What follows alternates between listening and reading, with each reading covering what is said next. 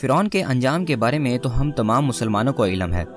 فرعون موسیٰ علیہ السلام کے زمانے کا سب سے بڑا فتنہ تھا، جس نے خدائی کا دعویٰ کیا تھا۔ اللہ رب العزت نے فرعون کو اس کی فوج کے ساتھ دریائے نیل میں غرق کر دیا تھا۔ لیکن موسیٰ علیہ السلام کے زمانے میں فرعون کے علاوہ اور بھی کئی فتنے تھے، جن میں سے ایک فتنہ سامری جادوگر کا تھا، جس نے موسیٰ علیہ السلام کی غیر موجودگی میں آپ کی قوم کے لوگوں کو ایک بچھڑے کی پوجا پر لگا دیا تھا۔ اصل میں سامری جادوگر کون تھا؟ اس نے جادو کا یہ علم کہاں سے سیکھا تھا؟ اور حضرت جبرائیل علیہ السلام نے ایک غار میں اس کی پرورش کیوں کی تھی؟ تو آج کے اس ویڈیو میں ہم سامری جادوگر کے اس واقعہ کے بارے میں مکمل طور پر جاننے کی کوشش کریں گے۔ قوم بنی اسرائیل تاریخ کی ایک ایسی قوم گزری ہے جن کی طرف اللہ تعالیٰ نے سب سے زیادہ پیغمبروں کو مبعوث فرمایا تھا، جو ہر دور میں اس قوم کی رہنمائی کرتے رہے۔ اللہ رب العزت نے بنی اسرائیل کو ایک لمبے عرصے تک دنیا کی دوسری اقوام پر سبقت دی تھی اور دنیاوی عروج عطا فرمایا تھا۔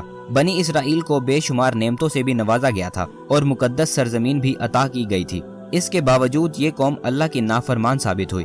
یہودیوں نے اپنی طرف بھیجے بے شمار نبیوں کو قتل کیا اور اللہ کے حکم کی پامالی کی، اور ہر دور میں شرک میں مبتلا ہو گئے۔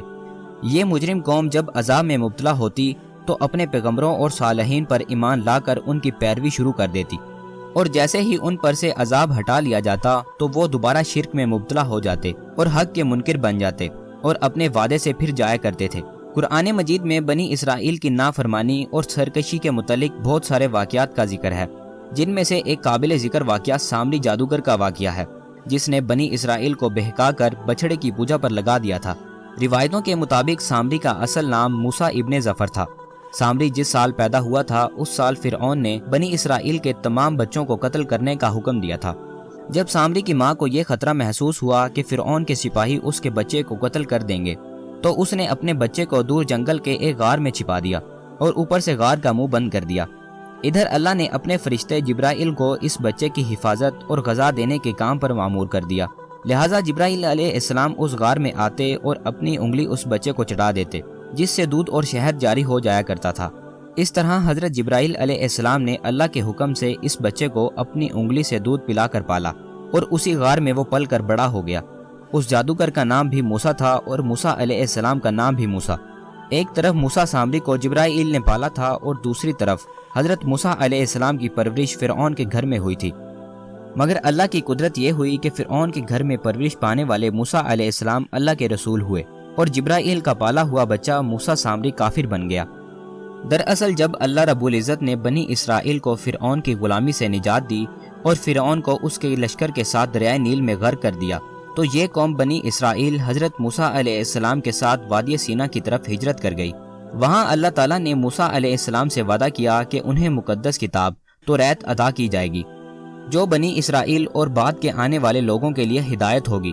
حضرت موسیٰ علیہ السلام کو یہ حکم ملا کہ وہ 30 راتوں کے لیے کوہ طور پر قیام کریں، اس کے بعد انہیں وہ کتاب توریت عطا کی جائے گی۔ لہٰذا موسیٰ علیہ السلام نے اپنے بھائی ہارون علیہ السلام کو اپنا خلیفہ مقرر کیا اور بنی اسرائیل کو اپنے بھائی کے سپرد کر کے انہیں یہ کام سونپا کہ جب تک وہ کوہ طور سے واپس نہ لوٹیں تب تک وہ اس قوم کے مسائل کو دیکھیں اور ان کا انتظام سنبھالیں۔ موسیٰ علیہ السلام کوہ طور پر چلے گئے، جہاں آپ پورے ایک ماہ کے لیے روزے اور عبادت میں مشغول ہو گئے۔ ادھر شیطان لعین کو بنی اسرائیل کو بہکانے کا ایک اور موقع مل گیا، لہٰذا سامری نے بنی اسرائیل کو بھٹکانے کا ارادہ کیا۔